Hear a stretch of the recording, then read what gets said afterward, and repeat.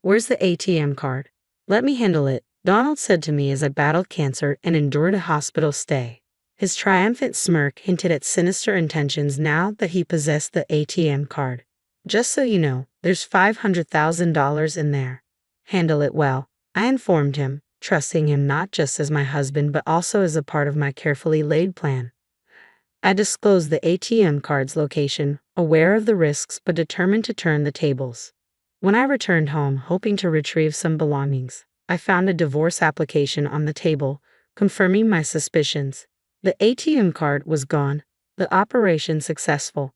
To anyone else, it might have seemed like a hopeless situation, but for me, it was just the beginning of my revenge. I'm Emily, a housewife in my 40s. Initially, Donald and I had a problem-free marriage, but it all soared due to Donald's true nature. A deception that started 2 months into our marriage. He masqueraded as a kind, caring husband but revealed a belief that a wife must always prioritize her husband, underpinning his terrible personality. Donald constantly subjected me to harsh words, believing a wife should be subordinate. You should always listen to what your husband says, was his mantra. Failure to fulfill his whims would prompt cruel remarks like, "Aren't you capable of listening to your husband? You're a failure as a wife." His demands extended to household chores, insisting on washing his clothes separately and having his room cleaned first, no matter how unreasonable. Even meals were subject to his unpredictable moods. A wife's job is to serve what her husband wants to eat, he'd say, rejecting even his favorite dishes if they didn't suit his fancy. It was unreasonable, yes. I am Donald's wife, but that doesn't make me omniscient or capable of reading his mind. If he didn't want to eat something because he wasn't in the mood, he could have simply told me beforehand what he wanted. But Donald never did that, making it increasingly difficult to cater to his whims. I was honestly fed up with his childlike tantrums. It became unbearable. Yet I knew I couldn't ignore his demands completely because each mistake I made worsened the atmosphere at home and further deteriorated our relationship. Living under such forced conditions was taking its toll. While doing household chores, I lost consciousness, collapsing with a loud noise that alerted a concerned neighbor. They contacted the building manager, who found me and called an ambulance. Taken to the hospital and regaining consciousness, I was immediately admitted for tests. My wishful thinking, hoping they wouldn't find anything wrong, was shattered when I was diagnosed with cancer. Whether it was caused by stress or not, I experienced severe dizziness that left me unable to stand. A nurse had to support me as I sat down suddenly. The doctor advised me to contact family members. I tried reaching out to my parents' home, but my mother had passed away a few years ago, and my father needed care, living with my brother and his wife 3 hours away by plane. It was impossible for them to come quickly. I called Donald, but only reached his voicemail.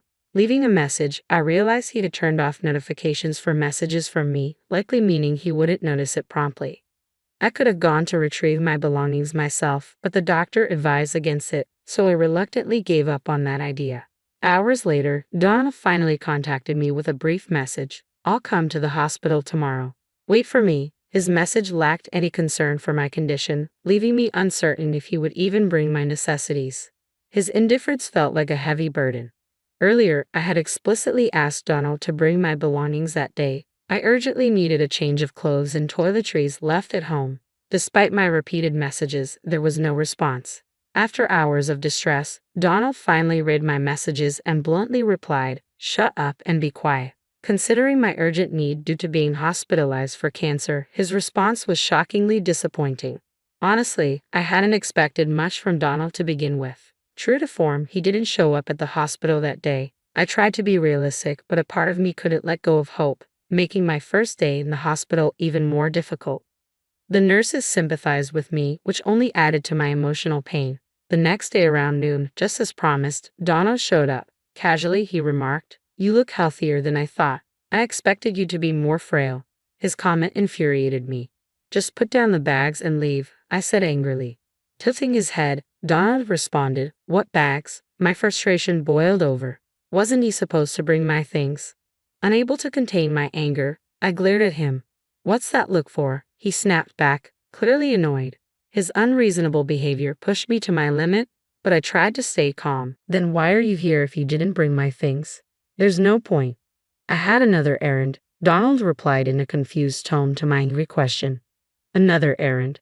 What is it? I pressed impatiently, exhausted from anxiety and sleep deprivation. Donald hesitated, as if debating whether to say something. If you have something to say it now, I urged him. Finally, with a laugh, Donald revealed his true intention. Where's the ATM card? Let me manage it. Trust me. His request suddenly made sense. He had come to take control of the ATM card, aiming to seize our savings for his own use. His self-centeredness, even in this situation, left me sighing deeply. Yet Donald appeared unfazed, smiling as if nothing else mattered. Unable to tolerate his behavior any longer, I decided to act. There's $500,000. Please take care of it, I told him firmly. Donald's reaction was a mix of surprise and delight. To provide context, both Donald and I had been ordinary office workers before marriage, never earning a fortune. So where did this wealth come from? The answer: stocks. I had started investing after becoming the housewife following a friend's suggestion. While managing household responsibilities, I recently made a significant profit in the stock market. Initially intending to keep this $500,000 secret, fearing Donald's selfish actions if he knew about it, my desire for revenge drove me to reveal its existence.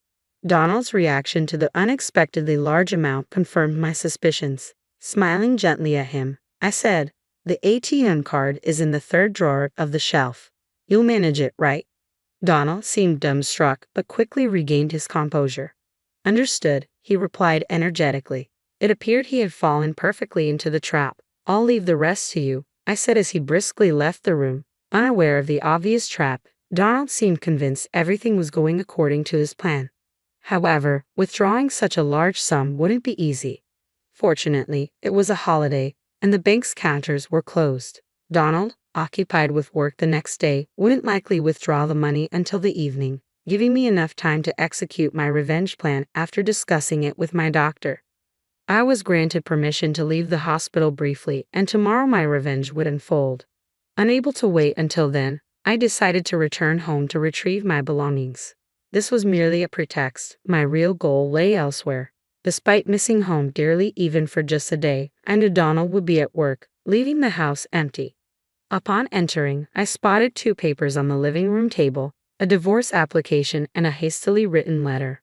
"Sorry for the rush, but let's get divorced. Please write and submit the divorce application," the letter read. With caution, I checked the shelf and confirmed my suspicion. The ATM card was gone. Donald had taken it. Ordinarily, one might feel dismayed at such a significant sum being stolen, but I couldn't help but smile. "Operation successful" slipped out of my lips. If Donald had been present, he would have been furious, wondering what I meant. First, I filled out the divorce application. Then, I gathered the essentials needed for my hospital stay and left the house we had shared for so many years. Of course, I submitted the divorce application on my way out, severing all ties with him. Back at the hospital, I prepared for the challenges ahead, discussing various matters with my doctor. Later, while relaxing in my hospital room, I noticed several missed calls on my phone, all from Donald. He had also sent messages asking how to withdraw the money or something similar. Not wanting to disturb my roommate, I moved to the common area where phone calls were allowed and returned Emily's call. "Finally, I can't withdraw the money. Please tell me how to do it." Donald's voice sounded more frantic than I had imagined. Clearly, he needed the $500,000 immediately for some urgent reason, but I felt no obligation to help him. "If you can't withdraw it, just give up," I replied coldly, my distress evident in my tone. "Don't be so harsh. We were husband and wife after all. Maybe we should help each other out," Donald pleaded. "What nonsense about being husband and wife about helping each other," I retorted sharply. Donald's actions betrayed nothing noble. He was driven purely by greed. There was no way I would entertain Donald's appeal to sentiment. "Are you having trouble withdrawing the money?" I asked, trying to maintain some semblance of detachment. "Yes, I urgently need the $500,000. Please help me." Donald's voice trembled with desperation. It was the weakest I had ever heard him.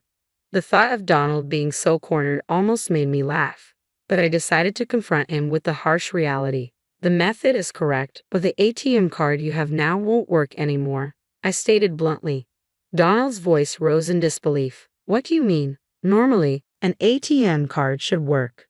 "It's true, an ATM card should work, but the one you have is now useless," I informed him firmly. "Why?" Because I filed a theft report earlier today. That ATM card is just a piece of paper now, useless to you, I declared calmly. Silence followed on Donald's end, likely shock settling in. Earlier that day, I had stopped by the bank and reported the card stolen. Donald had taken my ATM card without permission, intending to claim the $500,000 I had earned for himself. His actions were clear theft, and filing a report was the right course of action. The ATM card he had could no longer access the funds. Moreover, our marriage was over, removing any claim he might have had as a spouse. How does it feel to be tricked by the woman you looked down upon? I couldn't help but add with a hint of satisfaction. I don't know what you wanted the $500,000 for, but I'm not foolish enough to hand over such an amount under these circumstances, I continued firmly, exhausted by his pleas. I need the $500,000 right now. Please, I'll do anything. Just give me the money, Donald pleaded desperately. His urgency was palpable, but I couldn't fathom why he suddenly needed such a large sum. Why do you suddenly need $500,000? What have you done? I asked, the ominous silence hanging heavy as I awaited his response. Donald began to explain. 2 days ago, upon learning about the $500,000, he impulsively quit his job, expecting a windfall. He spent a large portion on gambling, accumulating a debt of $300,000. Now, lenders were demanding repayment within a week, or his future was uncertain. Donald believed he could resolve everything with the ATM card linked to the $500,000. He continued living lavishly, assuming the funds were his. However, when he attempted to withdraw the money that evening, he discovered the card was useless. Now, without the $500,000, my future is uncertain, Donald admitted, his desperation evident. He had abandoned the divorce papers and shamelessly contacted me for help. I don't know what will happen if this continues. Donald's voice trembled with panic, and it seemed there was no falsehood in his story. His reckless actions elicited a deep sigh from me. Donald had done the unthinkable. Seduced by the allure of a large sum of money, he had recklessly spent $300,000 in just a few days. The old me, who had once tolerated his terrible behavior and modestly lived with Donald, might have extended a helping hand. But now I was a different person. There was no love left for Donald, and no matter how much he begged, I felt no pity, only a faint amusement that he thought I would care. Still, Donald hadn't given up. Please help me, you're the only one I have left, he pleaded desperately. His appeals grated on my nerves. I want to rid myself of this nuisance and focus on my treatment. This was a situation of Donald's own making. If he had shown concern for me as a husband and brought my things on the day I asked, I might have considered sharing some of the $500,000 with him, but he had chosen otherwise. I'm sorry, but I have no intention of giving you the $500,000 or helping you. It's your own responsibility, I replied firmly, my tone unyielding and harsh. After all this time of not behaving like a husband, it's cowardly to ask for help now just because we're technically still married. Don't be so cruel. We were married, after all. Our long relationship doesn't just disappear with a divorce paper. Donald tried to appeal to her past. What relationship? I retorted sharply. You've only leaned on me. You're making excuses to manipulate the situation in your favor. I refuse to waste another minute on him. I will not give you the $500,000, no matter what you say.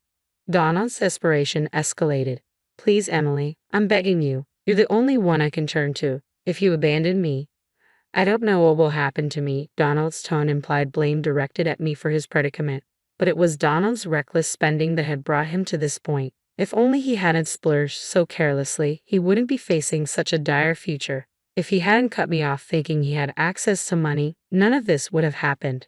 Stop making excuses. You're facing the consequences of your own actions. Handle it yourself, I told him firmly before ending the call. Ignoring several subsequent calls from Donald, I blocked his contact to ensure no further communication. With the divorce papers filed and submitted, Donald and I were officially strangers. Embracing my newfound freedom, I focused on battling cancer, which after a long struggle, I finally overcame. Upon discharge from the hospital, I learned from a friend that Donald's whereabouts had become unknown. Desperate after losing contact with me, he had tried to borrow money from his in-laws and friends.